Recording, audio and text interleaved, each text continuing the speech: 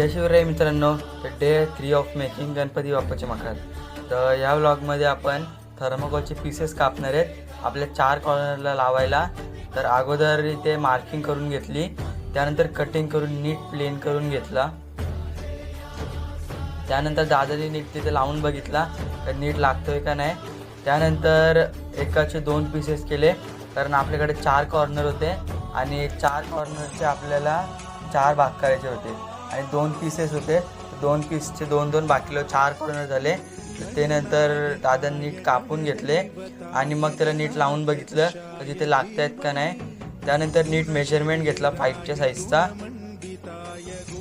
त्यानंतर 4ही कॉर्नर लावून बघितले नीट, एकदम भारी लागत होते ते आणि त्यानंतर खूप चांगलं दिसत होतं।